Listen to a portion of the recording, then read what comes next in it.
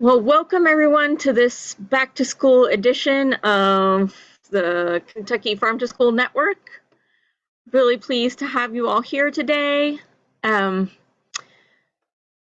Because we have one of our network members on the road today, we're going to rearrange our agenda just a little bit. But this is our agenda, except we're going to switch around the network updates and the USDA Farm to School grants so we can get Tina so she can get back on the road. And then we're going to hear about Food Corps launching their work in Kentucky and hear from a couple of our taste test grantees.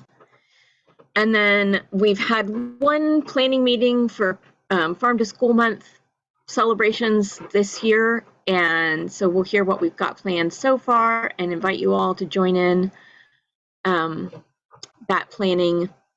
And then we'll have a round of updates from everyone on Jamboards. So I am going to skip our August network updates and go straight to this, and then we'll go back. So big news here recently that there were 3 USDA Farm to School grants awarded in Kentucky this year, and we've got Tina Garland with the Kentucky Department of Agriculture on the phone to tell us about the plans that they have for their KDA grant. Take it away, Tina. Thank you. Well, we are so excited for our Farm to School grant, and Laurie will give you, I'm sure, some updates on the grants that they were awarded as well. But our Farm to School grant is called the FFA and Food Service Project, and our total grant was over $667,000, with in kind of that of $167,000, and then the USDA federal grant side was $499,000, right at $500,000. And this project is really exciting for us. It's going to focus on FFA and food service directors and giving them the ability to create a sustainable food supply within their districts. And these are just some bullet points that what the grant will allow. Will provide 6 sub-grants for FFA and food service directors to enhance the career education of students and allow them to grow their communities through farming. And as we all know, FFA is a strong organization in Kentucky with deep roots in our region's farming cultures. And sub-grant applications will offer priority spring applicants with 50% free and reduced NSLP ranking or higher. It's also going to give attention to the Kentucky's 73 county strike force map, including those 8 promise zone counties, which typically have a higher rate of socially advantaged producers in them. It will allow food service directors to purchase much needed walk-in coolers and freezers designated for farm to school fresh locally grown products, not just surrounding this grant, but in the future to purchase from producers. And it's also going to allow the FFA chapters to purchase equipment needed to introduce or build upon their district's hydroponic systems, plastic culture, and or the traditional agricultural practices.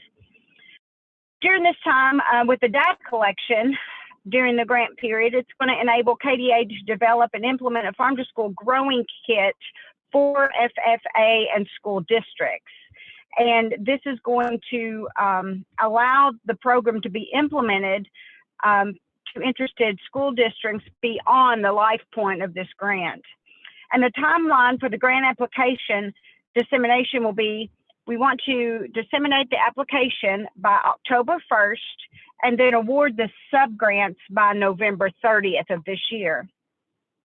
Our key project partners will be the Department of Education, Career and Technical Education, University of Extension Family and Consumer Science, University of Cooperative Extension Ag Agents, in their counties, and then Department of Education, School and Community Nutrition. So again, we're really excited to focus on our young farmers and helping them understand the importance and possibly letting them see the value of going into farming as a career. So that's our update, and Casey McLean is on our call as well, and she's going to be working with me on this grant.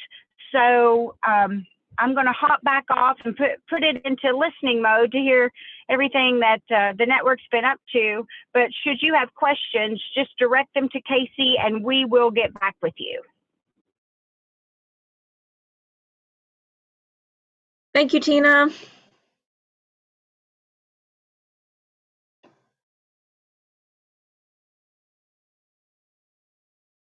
Tina is a busy lady, so I'm glad she had been here this afternoon. There was also a Farm to School grant awarded to Community Farm Alliance, that's who I work for, to do the next phase of growing the Kentucky Food School Network. So special thanks to the Kentucky Horticulture Council for holding the network in its first 2 years. But that it's now going to transfer from Kentucky Horticulture Council to Community Farm Alliance to carry forward for the next couple of years. And some of the things that we've put in our grant proposal are to hire a network coordinator, which has already happened because I'm just going to step into that role. And then we have planned some school garden mini grants. We're planning some local farm to school coordinator positions that will be applied for, that will be a cost share. So the local community will come up with some matching funds to be able to hire a part-time farm to school coordinator. Don't remember how many of those we ended up putting in the grant, but there'll be more information coming out about that soon. We're planning to continue the work that we've started with going to school food show vendor events and having farmers there sampling their Kentucky Farm Fresh food products for school food service, and also planning a farm to school summit of some kind. Not a whole lot of definite plans around that yet, but maybe in conjunction with another event. So if you're excited about anything on that list or you have ideas about them, would love to hear from you. Especially want to acknowledge the Foundation for a Healthy Kentucky, which has provided funds for the school garden mini grants and also is funding part of the network coordinator position. So someone new that we haven't heard from here in our network calls before is Community Action Council, and we have with us today Celeste Presley to tell us about what their plans are. Hi, yeah, thanks for having me. My name is Celeste Presley, like she just said. I'm the Head Start project manager at Community Action Council. So I generally manage the Head Start funding, but of course, love to jump into other projects that kind of supplement or complement our Head Start programs, this being one of them. We were very excited to receive this grant. We applied for a turnkey grant. So our grant total was about $20,000 federally funded and about $7,000 in match funding. And just to give you a brief overview, if you don't know about Community Action Council, among the programs that we do run 4 separate Head Start programs. We are active in 17 different Kentucky counties. Among those counties, there's about 20% estimation of households that are considered food insecure. So that was a big motivator for us in going for these funds. So with our grant application, we plan to implement farm to school projects in 14 different facilities, and those will be in Fayette, Harrison, Laurel, Madison, Powell, and Scott counties. We do have Head Start in all of those counties.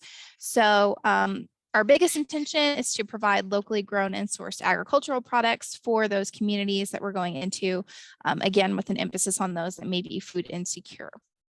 So just a brief overview of our plan, which you can see here on the screen. We want to connect communities with farmers, bring locally grown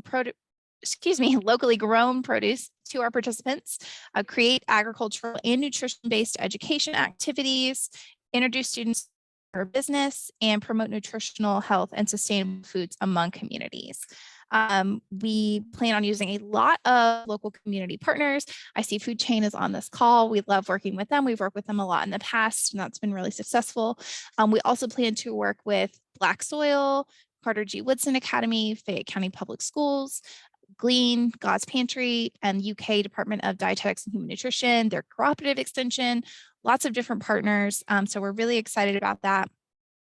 And as always, we would like to have an emphasis on the diversity in our communities. So we did write into our grant, and we are looking forward to implementing the use of input from minority communities, ESL households, LGBTQIA plus community, things like that. So we are very excited about this grant.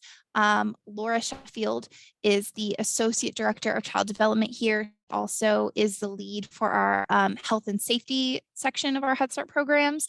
So she will be the lead on this project. I will be helping her out with anything that she needs. And yeah, if you guys have any questions, just let me know. But other than that, I'm really excited to be here with you, and we're excited to get our project started. Good afternoon, Celeste. My name is Cindy Sullivan, and I work with the State Physical Activity and Nutrition Program. And actually, this is right up my alley. And we have a program that I think that we could offer to your partner, or excuse me, to your ECE organizations that you're working with on dietary and nutritional education. We also have a farm to school piece, and this program is called Go Knapsack. It's free because we paid for it, and we are funded through next summer. However, this is sort of a hush-hush, so I'm going to be really, we did receive our grant for the next 5 years. So please don't say anything until they actually announce it from the Center for Disease Control, but we have been contacted. The wonderful thing about this is not only does it provide that information for it, it's directed at providers of the ECE, and they receive their credits that they need for TRIS. And again, this is free to them. All they have to do is sign up with our Go Knapsack program, and they can reach me to do that, request that they could sign up, and I can sign them up at no cost to them. And they have an assessment they're asked to do, and then they sign up, and their staff, all of the staff are able to do that. So I just wanted to throw that out there. I apologize. I jumped on a little late myself today, and but I will put my name and contact information so you can give this to the information to your ECE projects and Head Starts. We work with Head Start, of course, and we will be happy to sign them up, and it is no cost to them. And it follows all the guidelines that are required for nutrition, education, mealtime, and of course, like I said, farm to school is going to be a big piece of it. So I couldn't say much in the past because we didn't know if we were going to get this grant, but we have, and we're fully funded for the next 5 years. So just want to throw that out there. Thank you. Thank you, Cindy. That's awesome. All right. Well, thank you, Celeste, for joining us today. Appreciate it. You're welcome to stay on and hear what else stuff's going on with Farm to School. But it's really exciting to see the the early childhood education part coming into. And Celeste, if you see there's a question in the chat, maybe you could answer that about the counties that. Yeah, absolutely. So for our turnkey, I'm so sorry, guys. We're in an open office space, so it can get very loud. As far as the counties that we're using to implement this program, we do operate across our 4 Head Start programs in 17 different counties. For this grant in particular, we will be operating in Fayette, Harrison, Laurel, Madison, Powell, and Scott counties. Those are the only counties that we are looking to kind of involve at this time. It's not to say that potential focus for now. Thank you. So forgive me, you all. I'm going to jump back through some slides here so we can go back and pick up our network updates. It is a time of transition for the Kentucky Farm to School Network because the grant that funded us getting started for the first 2 years is coming to a close, and we're just getting started on this brand new USDA Farm to School grant. So, and that means some transitions in leadership too. We'll talk more about that.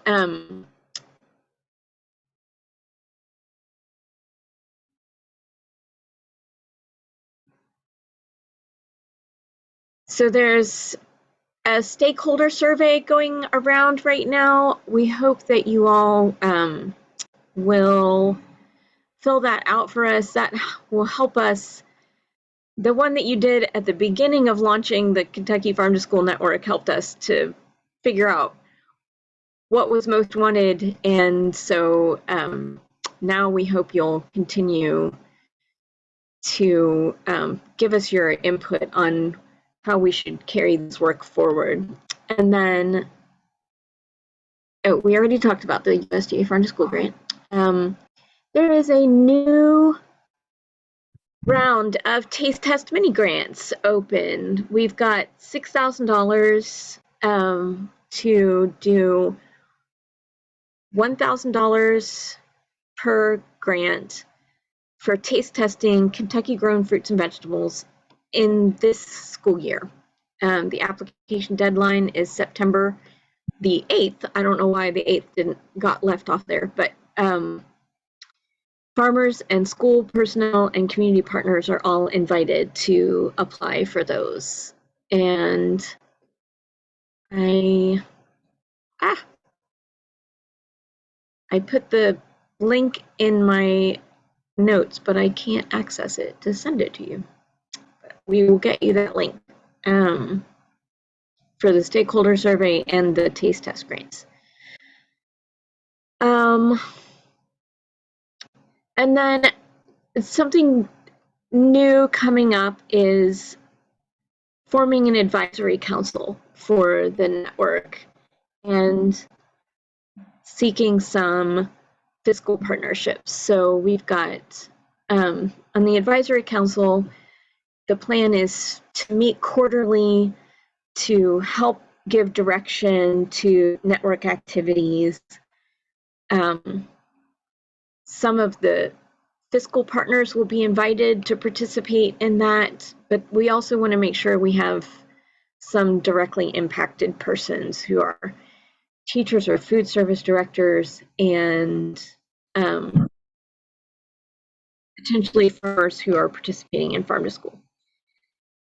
And then we've got some partnerships laid out with plans for that. So anybody who wants more information on this, I would be glad to send you we've put together a whole document on this and would be glad to send it out to you. Just let me know. And I want to just say a word of thanks to Mackenzie, who has functioned as our network coordinator over the last 2 years. She's starting a new job soon with the Michigan Department of Forestry and doing outreach for them, and they're lucky to have her, and we already miss her so much in this work. So if you would want to send a message to Mackenzie, then you can maybe Dakota or Kate, you could drop her email in the chat and you could send a message to Mackenzie and thank her for all she's done to get this working.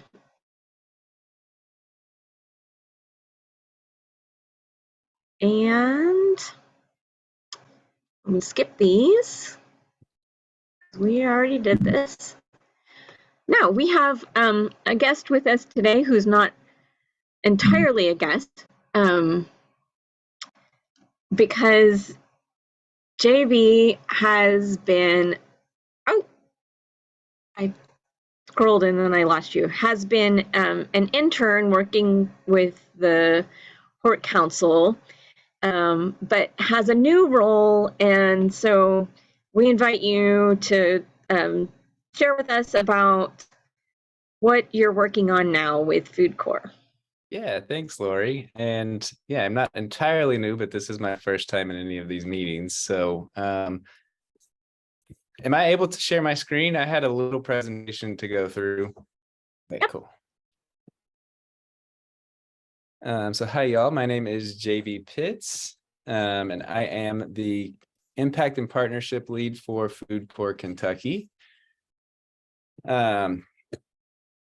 Food Corps is a national justice organization that works at the intersection of the food and education systems. Our state team is myself, the Impact and Partnerships lead, and Hannah Hall, who I think you all probably, at least some of you probably met at the Farm to School Month meeting last week. But what Food Corps does, so as I said, Food Corps is a national justice organization. Our mission is to partner with schools and communities to nourish kids' health, education, and sense of belonging. And our vision is that every child in every school will experience the joy and power of food. And we do this by working really with 3 areas of service on three different levels. We're focused on hands-on food education, nourishing school meals, and advancing equity through food. The primary way that we work on this right now is through direct service. We're an AmeriCorps affiliated program. Our first site in Kentucky is going to be Perry County School Districts. Hannah is actually with our new service members today for national orientation. But our service members in schools will provide hands-on food and garden education for kids around Kentucky, help districts to offer scratch cooked local meals, and we're trying as much as possible to focus on local recruitment so that the kids that are being served are working with people who really understand their local experience. At higher levels, we also are working to provide more tools like our Food Corps trainings, lessons, and ingredient guide to schools that aren't working with us through direct service.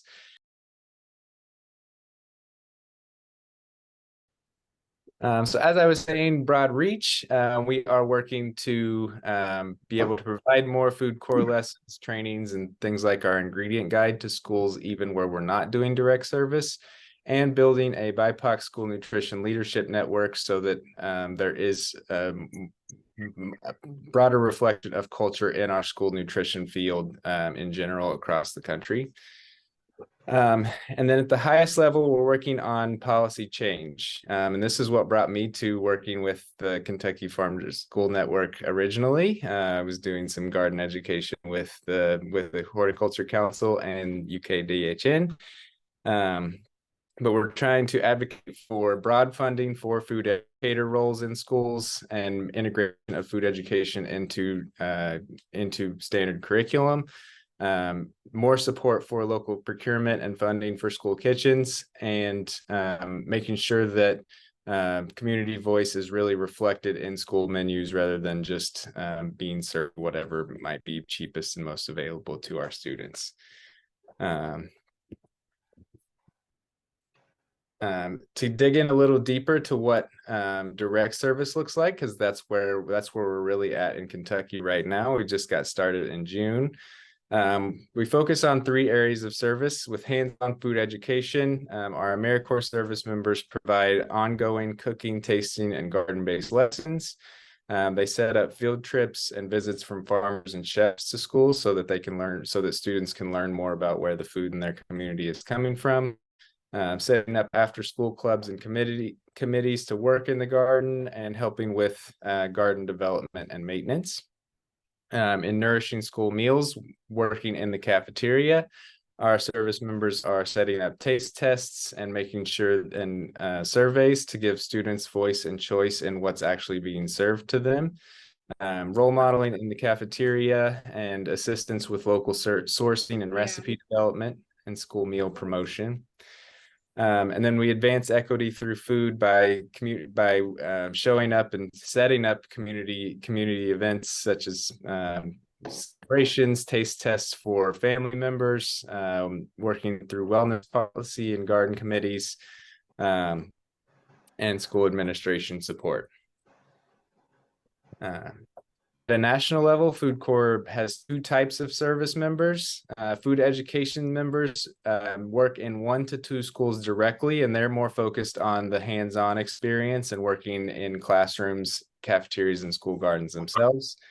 That's what our positions in Kentucky for this school year are. Those positions in Perry County are all food education positions, but we do also offer school nutrition service members who work at the district level and work more on local procurement, menu change, getting more student and family feedback and things like that. And before I get into what we're hoping for Kentucky, I'm going to bring on Tasha Gomes, the Southern Regional Director, to talk a little bit about what Food Corps programs have looked like in the Southern region. Thanks, JB. And hello again, Lori and friends. My name is Tasha Gomes. I'm the Southern Regional Director for Food Corps. And I'm going to talk just a little bit about what our footprint looks like in the South, who our partners are, and where we're hoping to go in the South. But we, as JB mentioned, we're a national org. We're divided into 4 geographic regions. We have the West, Midwest, the Northeast, and the South.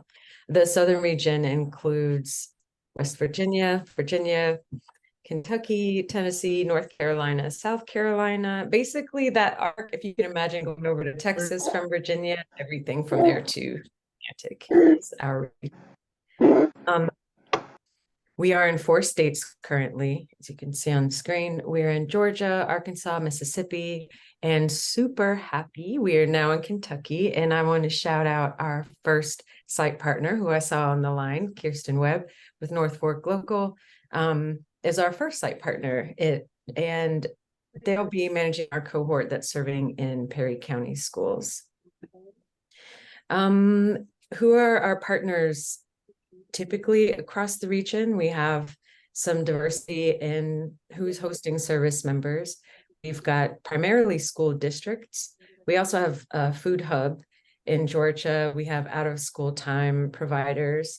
So a couple of government agencies, specifically through the mayor's office.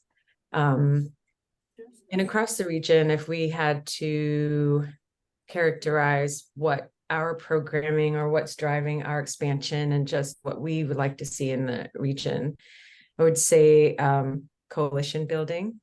We are here, we're really interested in learning what groups are working on what's being raised up in communities and who's already leading the work in areas where we're trying to enter, so that we can join that coalition and use our resources and support to forward those goals that have already been identified. And just be a part of the conversation, not leading the conversation. Also community engagement. Our service members are now being tasked with intentionally and explicitly weaving our students' families and community members into what we're doing inside of the schools. And power building. just empowering the communities where we're serving with the tools, the education, the resources, access, amplification, all of the tools that we have available to us so that we can transfer that power over to communities where we're serving. So long after Food Corps is gone, when we're remember when, you know, that knowledge and that experience is still living and active in the community. So really through direct service, we hope to anchor ourselves in community, and by reaching out into community, just putting ourselves in a position really to support goals that are already being voiced in community, and empowering folks to do that. I wanted to share just a couple of success stories, super high level, but in Georgia and Jackson County, JB mentioned the school nutrition service member position, which is a role that focuses on district-wide initiatives, primarily on local procurement and menu change, things, making sure that we have food that's reflective of the students that we're serving. And in Jackson County, through that position, we were able to connect the local school district to multiple smaller scale growers locally so that they got a chicken patty formulated for breakfast from a local farmer. They got contracts for local greens and lettuces. And I believe even milk. During the pandemic, milk was hard to come by down here. I don't know if we had the same experience in Kentucky, but through that position and through that relationship, we were able to develop some relationships between the school district and local growers. And those relationships are ongoing, although our partnership there has ended. So that's one of my most exciting moments. And for the food education service member in Mississippi in Cleveland County, we had a service member there who stood up the program. She spent a few years really just embedding gardens and food and local food education into the curriculum of the students in regular classroom education, so that this year, actually the current school year, they've hired her as a full-time district staff member so that they can replicate that programming in schools across the district. And our job, you know, and like I said, that's demonstrates the power building that we hope to do. We came long enough to help them stand up what was needed in the school, what parents were asking for, what the community was asking for, and then got out of the way so that the district can now, you know, continue that work without us. So I am based in Georgia. I live just outside of the city of Atlanta. I've been spending more and more time in Kentucky, loving it more every time. And I'm grateful for the space and for y'all allowing us to come and share what we're doing. If you have any questions, I'll be in the background. JB is the lead, and I'm going to hand it back over to JB. Thanks, y'all. Yeah, thank you, Tasha, for that overview of the Southern region. I'm excited for us to start getting some of these stories coming from Kentucky's Food Corps programs. And as Tasha said, North Fork Local Food and Perry County Schools are our first site in Kentucky. And here's a little bit of an overview of what we require for AmeriCorps service programs. Our service members need to complete 1,700 hours of service between August and July. It works out to about 35 to 40 hours a week. They have to be able to teach or co-teach a minimum of 80 students with ongoing hands-on food-based lessons that Food Corps provides, although they are also able to go out and bring in their own knowledge and lessons for at least 10 or more instructional hours. For school nutrition service members, which we don't have in Kentucky yet, but they are actively contributing to initiatives and projects that lead to changes to the district or school menu in alignment with our partnership goals.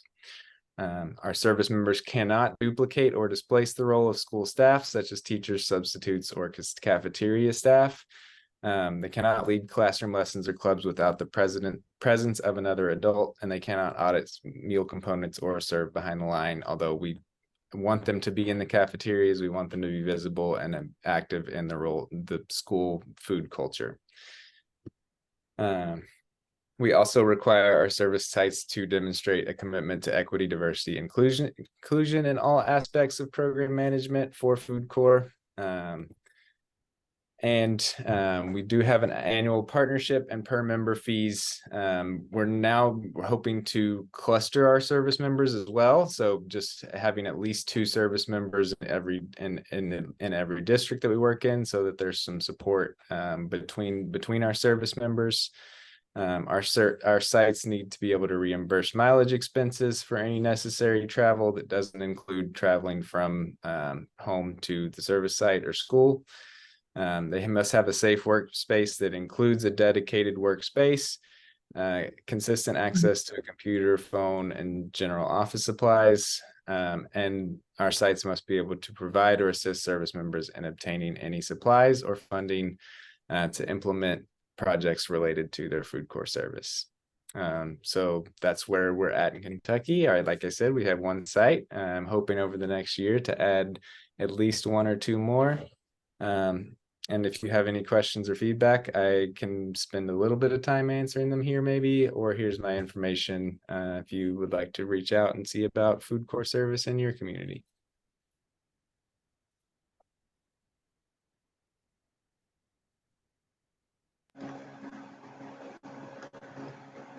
Thank you so much, JB and Tasha. Really glad that we get to keep working with you, JB, in your new role. Yeah, I am very happy to stick around and keep being in Kentucky Food Works. So All right. times.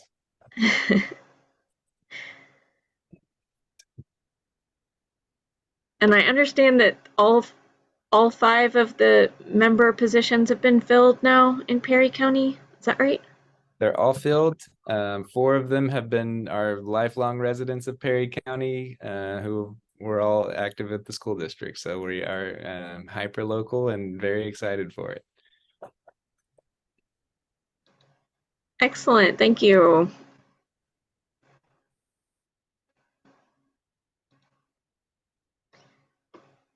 So now we have some folks to hear from. We've just wrapped up our taste test mini grants from this past school year, and we've got some folks from Bryan Station and Food Chain to tell us about their activities, and then Kirsten Webb with North Fork Local Foods to talk about the work that they did in Perry County. So Kirsten and Mary Leith. Hi, I'm here. Did you? Hello. Oh, I'm sorry, that's Kirsten confusion. Because we also have Kirsten Hughes with. Oh my gosh! Kristen, okay, that's too funny. Kirsten All right. Hughes with Food Chain. Hi. So I'll go ahead and kind of say I'll talk a little bit about the role that Food Chain played in the Taste Test mini grants in Fayette County. We act as the fiscal sponsor for Fayette County Farm to School. So in order to make it easier on teachers and schools to participate, we kind of were in charge of all of the procurement and helping with funding and distribution and some of the taste tests. So for Bryan Station, we were able to procure 16 different fruits and vegetables for students to try from 6 different farmers. And that did include Food Chain's own aquaponics farm in early March, when there really wasn't that much stuff available from local farmers yet.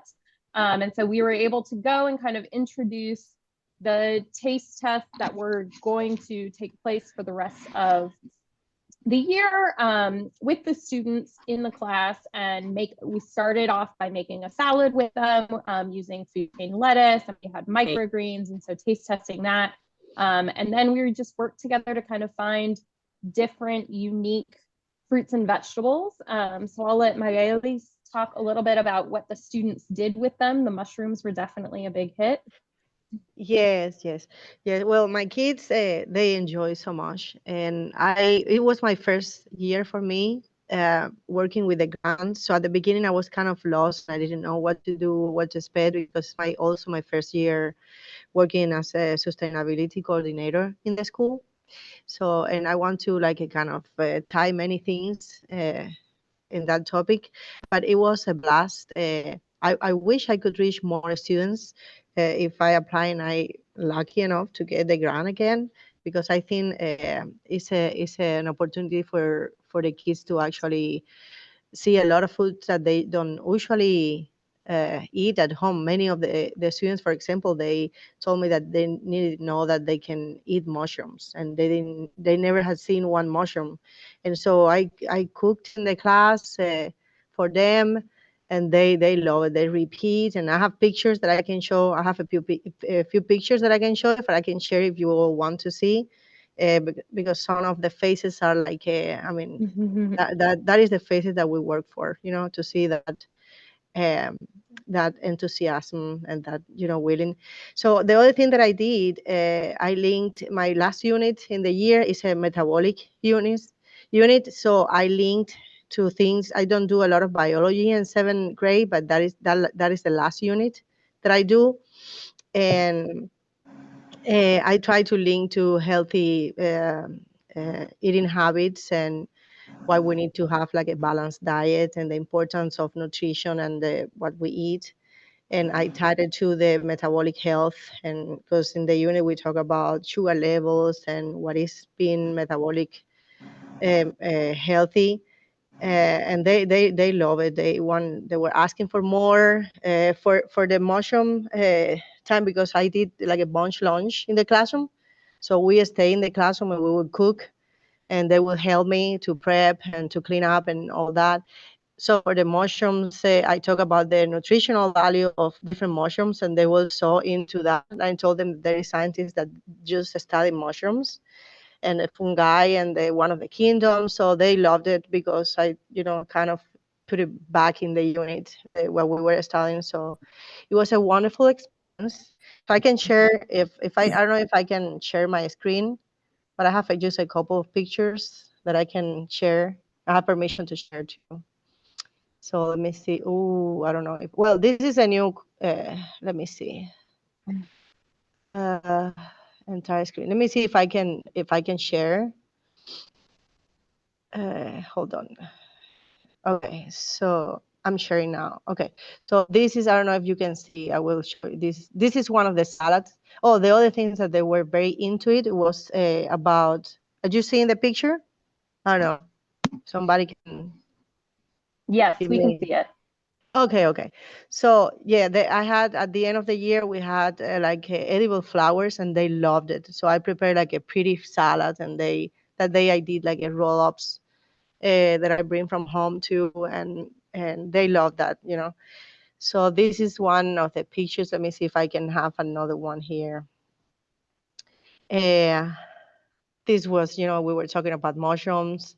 I prepared like a presentation, so they were discussing the shapes and the part that we can eat, and that they can eat everything, how we can eat it.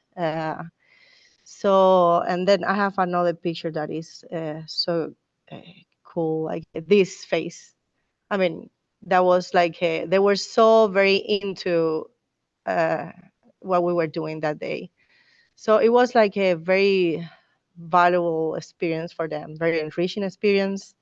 I wish I could do that all the time in my class. Unfortunately, I can't, because I need to teach all the subjects, all the things, physics and I think that our kids should be able to actually eat real food all the time at home, in the schools, so we can actually have a more healthy grown-ups when we grown up, because many of us have a lot of healthy issues just because the food that we don't eat or the food that we eat. So yeah. So that was my little bit of information. Yeah, Thank and you. I'll say something that was like really great about this is because oftentimes I was coming to the school just to drop off ingredients, but students would see me in the hallway and they would immediately stop and be like, what are we having today? What is can you bring more of the strawberries? Can you bring more of the apples? And that just speaks volumes. And it's something that I think all of us on this call have been saying for many, many years, that fresh fruit and vegetables are fundamental to the development of everybody. And it's really what kids crave. Yeah. And they were willing to try too. That I was very surprised. They were willing to try mushroom, but also because I didn't want to give them a stray strawberries, so I prepared like a yogurt parfait, like a Greek yogurt and strawberries and granola on top. Because some of the kids, they never had yogurt at home. They had to say no, that is nasty. And then we talk about how you can make yogurt, how bacteria plays an important role in making yogurt, and they were willing to try. I think when I talked to them a fun facts about food, they wanted to try. The majority, except for maybe a couple that they were, no, that is nasty, I will never try that, or something like that. But in general, it was a beautiful experience for my students, so I appreciate. Okay. Thank you so much, Mary-Lise and Kristen. And now Kirsten. Hi, I'm Kirsten Webb, and I am the local market coordinator for North Fork Local Food, and I'm also the Perry County Farmers Market Manager. And I actually had the opportunity to work at Muncie as well, so I can speak a little bit about both. I know JB also helped Cami at Muncie, so he might be able to, it's a world, he can probably jump on and say a little bit. But yeah, so what I was really excited about with our testing is the opportunity to bring in produce from a lot of the farmers that I know and love. And so we had a late start, as most of you all know. Our region was devastated by a flood, and most everybody was in flood relief mode for the better part of the fall and winter of 2022. So we ran into that kind of moment when you're like, oh my gosh, we have to do these grants. And it's February, like, what are you going to do in February? But luckily we have several farmers with high tunnels that had overwintered some leafy greens. And I will say that the star of the show for both my experience with Muncie, but also in Perry County schools and Hazard Independent schools, was kale. Of course, gotta love kale. Although I am so super inspired about like the mushrooms right now. Like I was like, I'm already looking for mushroom kits. Like this is so exciting. I'm like, yes, why not? And any of you who know me, I'm obsessed with mushrooms. So anyway, we had kale chips, and that was a big hit. Although I will say that when you have to air fry kale, the smell is strong. Just be ready for that, because people were in the hallways and kept like peeking in, like, what's the smell? What is that? And so it's like, oh my gosh, which I personally love it. But that was funny. That was interesting. But we had just an amazing feedback. Another thing that we did that was slightly different with the taste test is we actually treated it as a taste test like challenge, but then we had a pop-up farmers market. So with my background as a market manager, my thought, one of the things that we do at the farmers market is we have something called Carrot Cash, and it allows the children to make their own choice as to what they would like to purchase at the farmers market. And it's very empowering, and I can attest to how successful it is, because I have a son who, the child lives off peanut butter and crackers. That's all he eats, except he got that Carrot Cash and he saw cucumbers, and now he eats cucumbers. So that's my personal win for this year. I finally got him to eat something that is a vegetable. So we decided, okay, let's not only just purchase what we would need for the taste test, but let's set up a farmer's market and provide little recipe cards so that the kids, if they enjoy it, then they can take home whatever it is that they tasted that day and make it at home. So that was a lot of fun. We had, divided everything up on different tables, and we had cookbooks available for them. And we gave them Carrot Cash, which was really neither here nor there, but it gave them the sense that they were making a decision. And that was important for me. I wanted them to feel like they had power in what they were doing and what they chose and which recipes they wanted. And so I felt like, and I don't have pictures, but funnily enough, I had taken some notes. Of course, now I'm going to have to get back to them. Let's see. It said, one child said, "I never tried lettuce before. It was so good." And then the peas, we had given them sweet peas.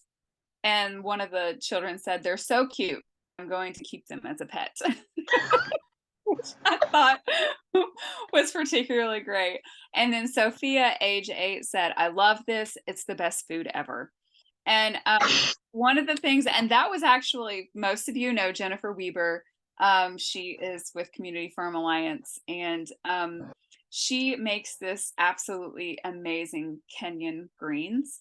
And I like, when we were deciding, because we had all these greens, right? Because it's like really early, in the season. And so, but I was like, well, you make that really great greens recipe. Why don't you do that? And I really didn't know if the kids would try it, but they did. And they went back for seconds and thirds and fourths. And it was just so exciting to see them try something that I personally didn't know if it, I was like, this is a gamble. They might not actually taste this at all. But they loved it. And so it was just exciting to see them. Oh, and like roasted turnips, that was a big hit. They really enjoyed that. And and you just don't anticipate. And kohlrabi was so fun because we had chopped it up so they couldn't see what it looked like ahead of time. And then after they did the taste test, we brought out the kohlrabi because it kind of looks like an alien plant. Like, it's crazy looking, right? And so that was really just a lot of fun. Yeah, so that's my quick rundown. Thank you so much, Kirsten. I want to give a special shout out to North Fork Local Foods for really exemplifying using foods in season for this for the Taste Test mini grants. Same with Food Chain. Yeah, you guys were great community partners in these projects. And I don't know if Amalia was on the call earlier when we were talking about the Foundation for a Healthy Kentucky has funded these Taste Test mini grants. So just wanted to give a shout out to them. We mentioned it earlier, but I don't think Amalia was here then. Thank you so much, Lori. I just also wanted to put in the chat that we did in our Kentucky Coalition for Healthy Children newsletter in the July one, not the August one, did include a whole piece on the Carrot Cash because it is such a wonderful program. So the link's in the chat as well.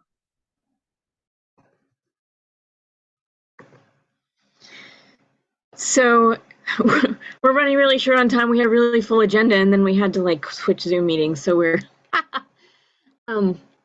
if you all want to open the Jamboards and add any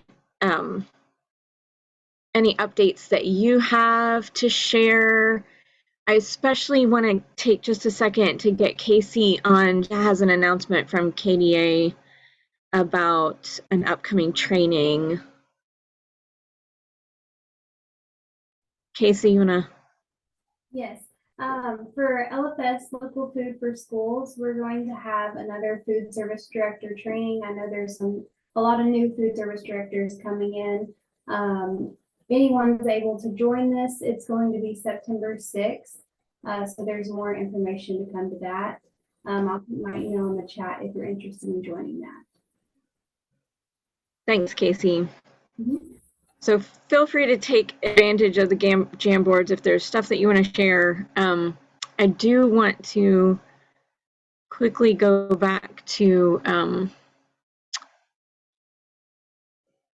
look at our first work that we did with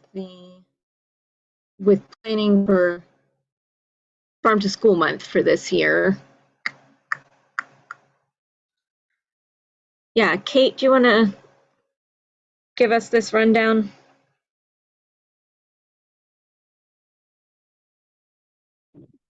Absolutely. So for those of you who have been participating in that work for some time, you'll remember that October is Farm to School Month. And in the past, we've done some really great and exciting things, and this year is no different. We just met with a plan Farm to School Month activities with the network. Love to have you join us. So these are some of the ideas that we have thrown around and decided on for activities for this month here. We are working on an official plan declaring Farm to School Month in Kentucky. We're hoping to put together a video highlighting some of the amazing things we just heard about that's happening all across the Commonwealth. We also are going to be promoting the Farm to School Challenge, which is something we've been doing for the past 2 years. And we really want to encourage schools to complete 3 activities within the Farm to School Month. So we'd love some help determining and making up that toolkit. Also, many of you probably are familiar with Kentucky Crunch, which is an awesome Farm to School Month activity where schools are encouraged to buy local apples and crunch into them and enjoy the bounty of apple season. So we're definitely going to be amplifying that work and also be providing schools and farms ideas for activities during the month. We'd love to see more field trips or in classroom kind of virtual field trips to engage students with all things Farm to School. So again, if you're interested, please let us know. We would love to have anyone join us as part of that planning committee.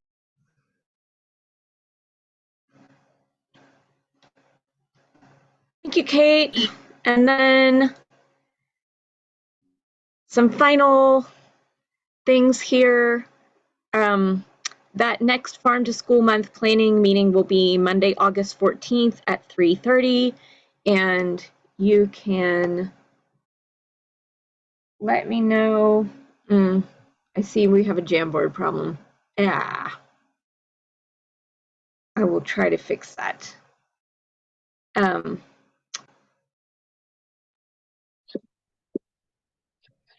I'm putting my email in the if you are interested in joining that planning group. And then our next network meeting will be Tuesday, October 10th. Please fill out our stakeholder survey. It would mean so much to us to get your input. And then check out those applications for Taste Test mini grants. And if you have a recommendation for a network fiscal sponsor or for the advisory group, really interested to hear whatever recommendations you have. And let me see. Oh yeah, let me before we get done here, we've got a new state agency from the Kentucky Department of Education, Heather Van Cleek. Yes, absolutely. Let's get you on here for a minute, Heather, to introduce yourself. Hi, everyone. Like Lori said, I'm Heather Van Cleek. I am KDE's first full-time staff member solely focused on Farm to School. So 100% of my job is focused on Farm to School. So we are super excited about that. And I am here to help food service directors and other partners with procurement. I have been on the community partner side of this. So previous to joining KDE, I was a health services specialist for Bluegrass Community Action Partner over there, Head Start. And then for 5 years before that, I was a Family and Consumer Sciences Extension Agent for the University of Kentucky. So I have a little bit of background from that aspect of it, but super excited to work with the food service directors and improve any way that I can there. So if anybody needs anything from me, feel free to contact me, and I will drop my email in the chat as well.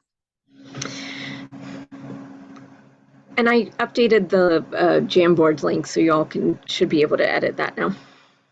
Sorry about that.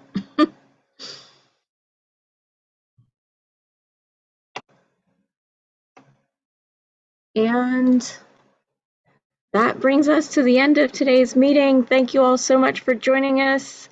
The next time we get together like this, it'll be Farm to School Month. So watch out for announcements coming up about lots more things going on with the network, and hope you'll join in with us on planning some of those things. Thanks, everybody.